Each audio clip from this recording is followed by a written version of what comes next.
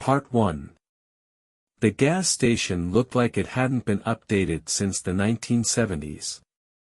Yellowed signs advertised long-defunct cigarette brands, and the buzzing neon "Open" sign flickered uncertainly in the foggy twilight. I'd been on the road for hours, traveling along a stretch of highway in the middle of nowhere. My car's gas gauge had been taunting me with the blinking, low fuel light for miles. When I saw the station's battered canopy rising out of the mist, I let out a breath I hadn't realized I'd been holding. The place was almost too quiet. No cars were parked at the pumps, and the lights inside the convenience store glowed weakly, as though powered by a dying generator. I pulled up to one of the pumps, my tires crunching on loose gravel. The silence around me felt oppressive, the way it does when something is just slightly off. Shrugging it off as travel fatigue, I got out and swiped my card. Nothing happened as I glanced towards the store. Inside, I saw the faint outline of someone at the counter. There was no movement, just the shadow of a figure, completely still, staring through the smudged glass door. Hesitating, I gave the gas pump one more try, but still, it didn't work. Cursing under my breath, I decided I'd have to go inside and pay. I grabbed my wallet, but a voice in the back of my mind whispered that I should just drive away. I ignored it as I pushed open the door to the store. A dull chime announced my entrance. The air inside was thick with the smell of motor oil, stale chips, and something faintly metallic that I couldn't place. The shadowy figure I'd seen from outside turned out to be a mannequin, a strange one, though. Its face was expressionless but painted in a way that made it feel almost human. It wore a gas station attendant uniform with a faded name tag reading Pearl. I chuckled nervously. "Nice one," I muttered to myself. A soft shuffle of footsteps made me spin around. An elderly man with wiry hair and a deeply lined face stood behind the counter. "Need help?" His voice was low, gravelly, almost like a growl. His eyes didn't quite meet mine. I cleared my throat, trying to shake off the uneasy feeling settling in my chest. "Yeah, the pump outside isn't working. I just need to fill up." The old man's eyes narrowed slightly. "Pump's fine," he said. His voice didn't sound like he believed his own words. "You're sure you swiped your card right?" "Pretty sure," I replied, forcing a chuckle. "But I'll just pay in here." He stared at me for a moment too long, then gave a slow nod. "Cash only. Card readers down." "Great." I only had about $20 in my wallet. I handed him the bills, and he took them with hands that looked gnarled, almost inhuman, like roots of an ancient tree. As he rang me up, I glanced around the store. It was cluttered, with shelves of outdated snacks and faded postcards that looked like they'd been printed decades ago. A rack near the counter held dusty maps labeled with highway names I didn't recognize. Something about the place felt trapped in time, as though it hadn't changed in years, or maybe as though it couldn't. The old man slid a receipt across the counter without another word. I hesitated. "How much gas does that get me?" "Enough to get you where you're going," he muttered, turning away. His response didn't sit right with me. Before I could press him, a sound from the back of the store made me freeze. It was faint, a soft tapping, like fingernails drumming against glass. "What's that?" I asked, instinctively glancing over my shoulder. The old man didn't reply. I turned back to him, but he was staring at something behind me. His expression was tight, his lips a thin line. Slowly, I turned to follow his gaze. At the far end of the store, past a row of rusted refrigerators, was a door with a small square window. The glass was fogged, but I could just barely make out the silhouette of someone standing on the other side. They weren't moving. Just standing there. Someone else here? I asked. My voice sounded strange to me, too loud in the suffocating silence. The old man's hands clenched the counter, his knuckles white. "Ain't your business," he growled. "Just pump your gas and leave." His sudden shift in tone made my heart pound. "All right," I said carefully, backing toward the door. "Thanks." The moment I stepped outside, the cool air hit me like a slap. It was a relief, but only for a second. The gas pump was still lifeless. I swore under my breath and looked back at the store. Through the grimy glass, I saw the old man at the counter, staring in my direction, motionless, and then, behind him, the shadow moved. I froze, my hand gripping the pump handle. The shadow inside the store shifted unnaturally, almost like it was gliding.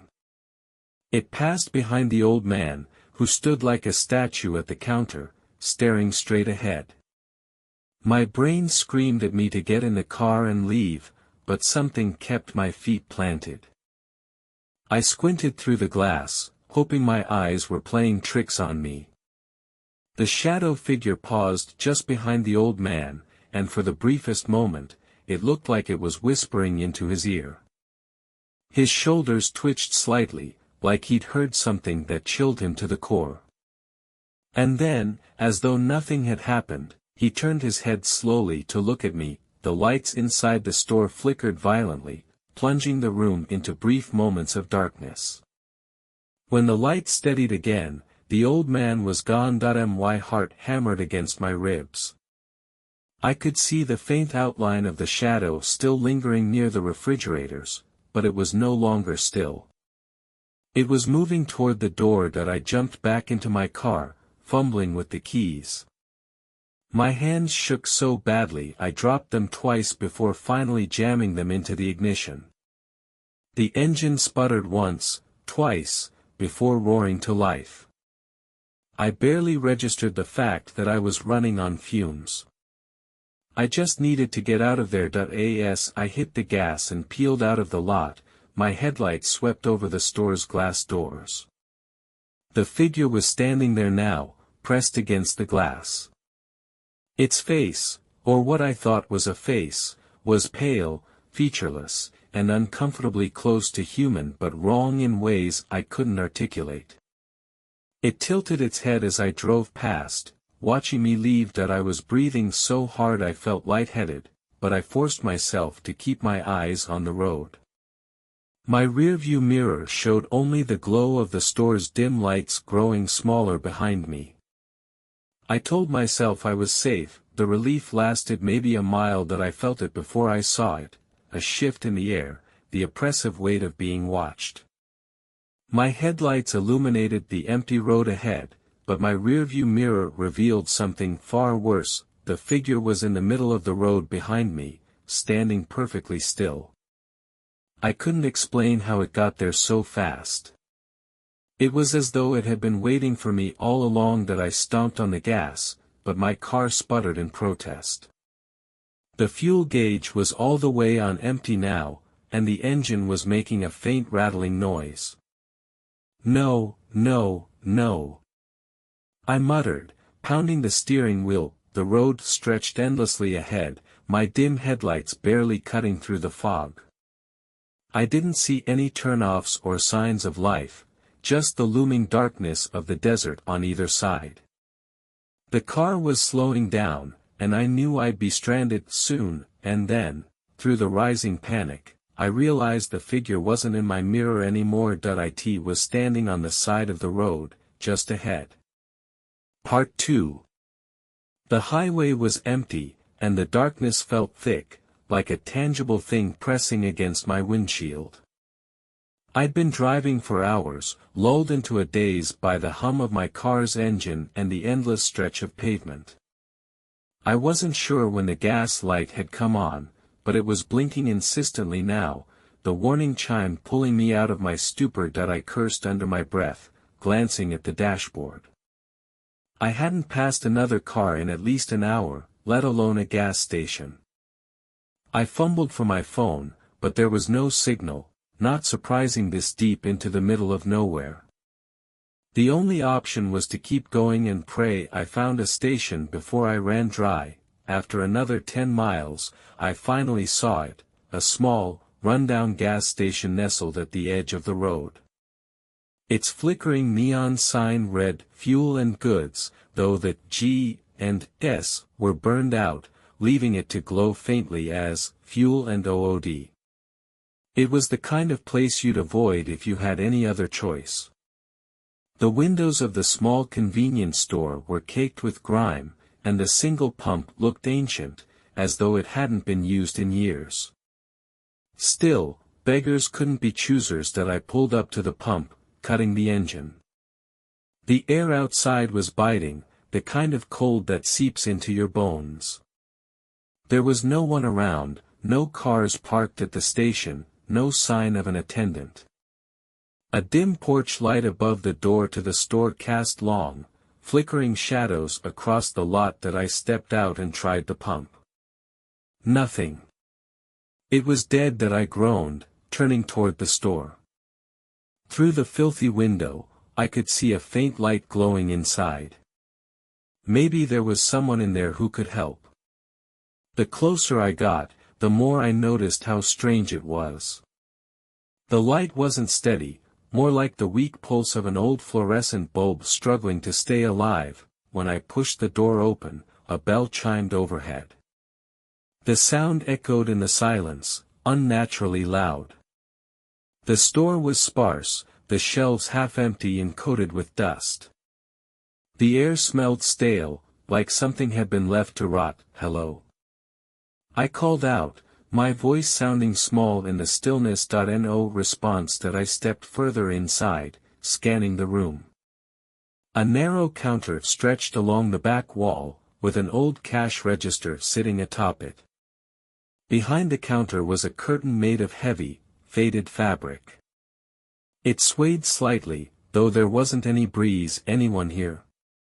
I tried again. As if in response, the curtain twitched. I froze, my eyes locked on the curtain. It swayed again, just slightly, as though someone, or something, had brushed against it from the other side. A chill crawled down my spine, but I forced myself to take another step forward. "Hello." My voice cracked this time, barely louder than a whisper. No answer. I glanced around the store, looking for any sign of life. The shelves were lined with items that looked decades old, cans of soup with faded labels, a lone loaf of bread gone rock hard with age, and rows of soda bottles coated in dust. It was like stepping into a forgotten relic of the past, a place abandoned by time. The silence was oppressive, broken only by the faint hum of the overhead light. I inched toward the counter, telling myself that whoever ran this place was probably just in the back. Maybe they hadn't heard me come in, but deep down, I knew that wasn't true. The closer I got to the curtain, the colder the air seemed to grow. It wasn't just the absence of heat, it was a biting, unnatural chill that made the hairs on the back of my neck stand on end. My instincts screamed at me to turn around, to get back in my car and drive. Gas light be damned. But I couldn't stop myself. Reaching the counter, I hesitated. There was a small silver bell sitting beside the register, tarnished and dull.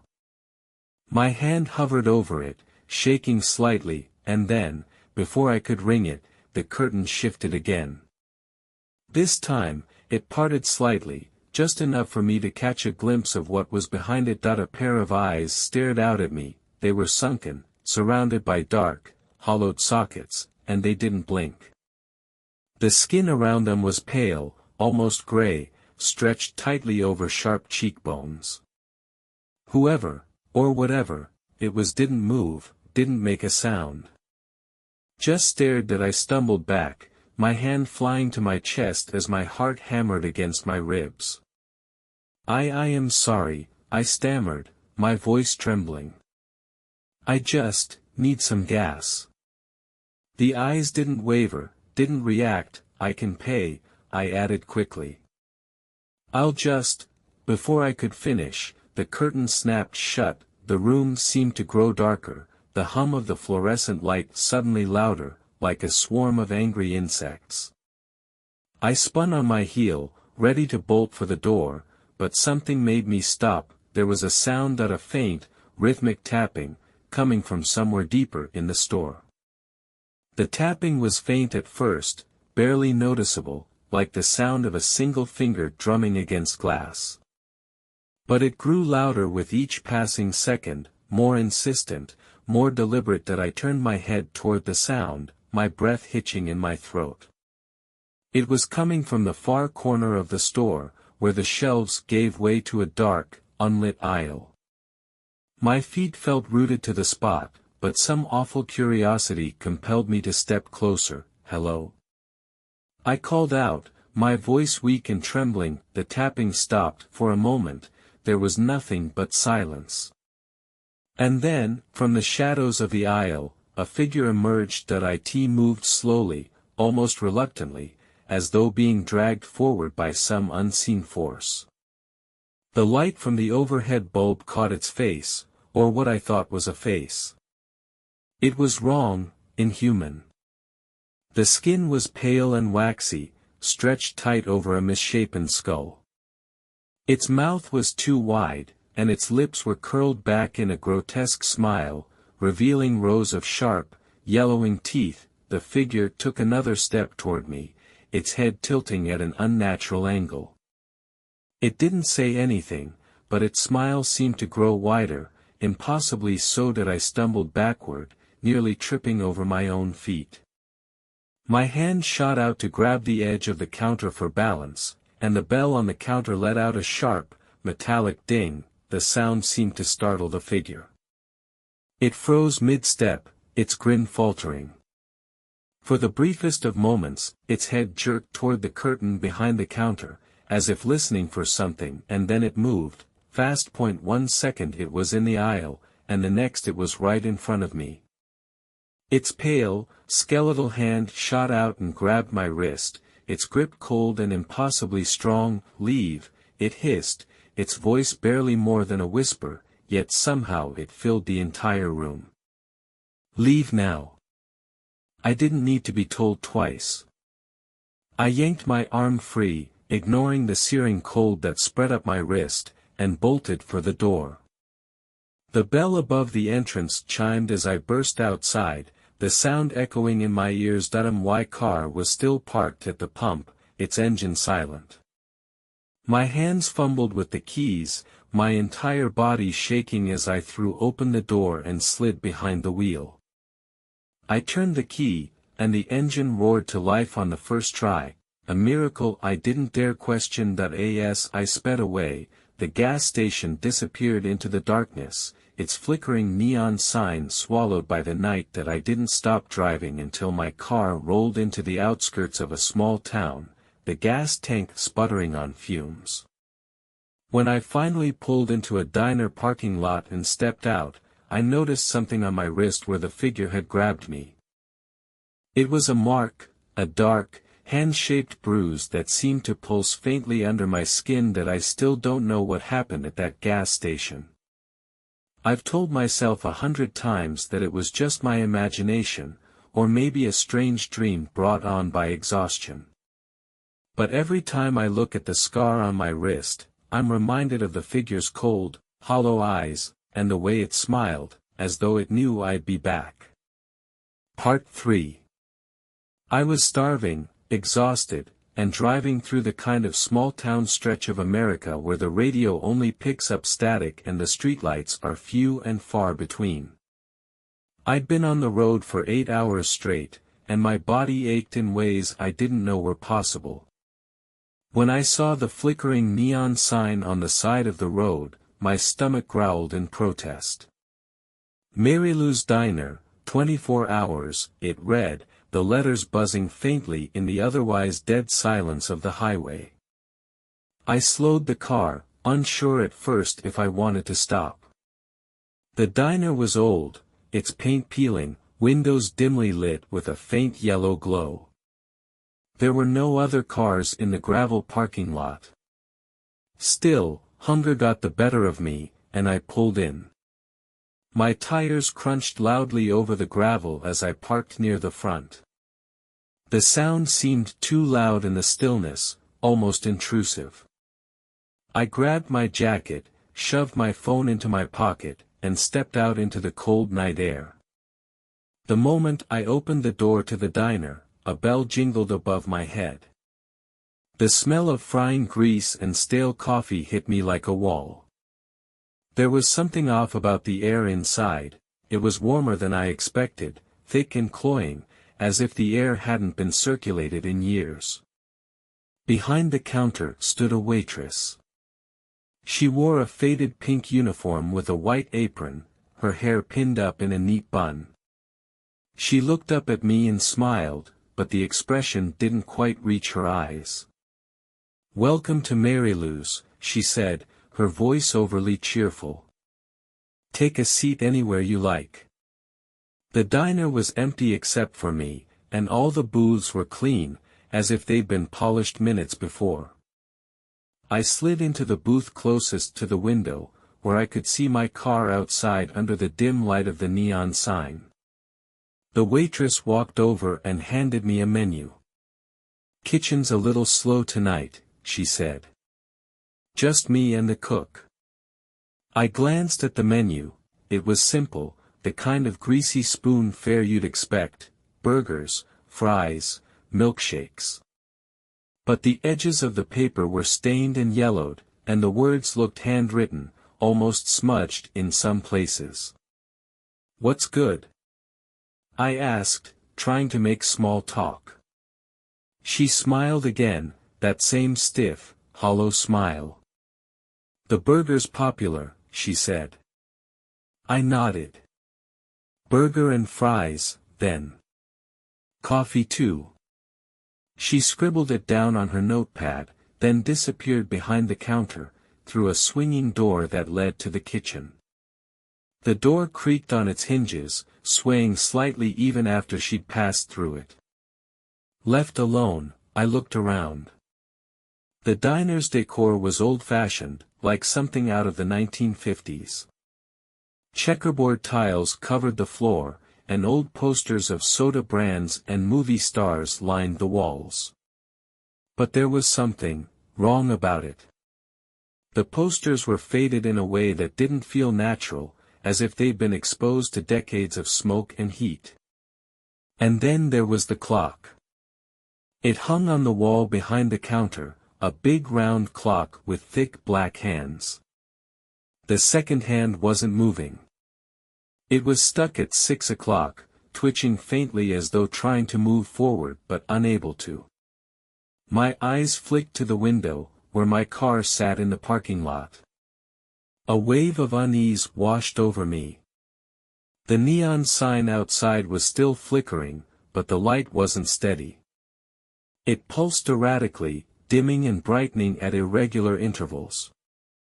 The bell above the door jingled suddenly, breaking my train of thought. I turned, expecting to see another customer, but the door was shut. No one had come in. "Here you go." I jumped, startled by the waitress's voice. She was standing beside my booth, holding a steaming cup of coffee. I hadn't even noticed her return. "You okay?" she asked, tilting her head slightly. "Yeah," I said quickly, forcing a smile. "Long drive." She placed the cup in front of me, but her eyes lingered on mine a moment too long before she turned and walked back to the counter. As I reached for the coffee, I noticed something strange. My hand hovered over the cup, but there was no steam rising from it. The coffee was completely still, the surface unnaturally smooth. I touched the side of the mug. It was cold. I pulled my hand back from the mug, my stomach twisting. The coffee wasn't just lukewarm, it was ice cold, as if it had been poured hours ago. I looked up toward the counter, where the waitress was leaning, her back turned to me as she scribbled something on her notepad. Excuse me, I called out, trying to sound casual despite the unease creeping up my spine. This coffee is cold. She didn't respond. Her hand continued moving, the pen scratching across the paper in quick, jerky strokes. Hey! I tried again, louder this time. She froze. Her head tilted slightly, just enough for me to catch a glimpse of her face in profile. Her smile was still there, frozen, too wide, like it had been carved onto her face. I'll get you another, she said, her voice mechanical, devoid of warmth. Without turning fully, she disappeared back through the swinging door to the kitchen. I watched the door sway, the creak of its hinges sharp and grating. Something about the way it moved made me feel sick, like it was too slow, too deliberate. I turned my attention back to the coffee, still sitting untouched in front of me. I pushed the mug aside and tried to shake off the creeping sense of dread. Maybe I was just overtired. Maybe the whole place was just old and neglected, and my mind was exaggerating things because I was hungry and exhausted. But when I glanced out the window again, the flickering neon sign looked worse. It wasn't just dimming, it was stuttering, the letters bending slightly, as though the sign itself was warping. I blinked hard, rubbed my eyes, and looked again. The sign was back to normal, more or less, though the flickering continued. I sighed, leaning back in the booth. Get a grip, I muttered to myself.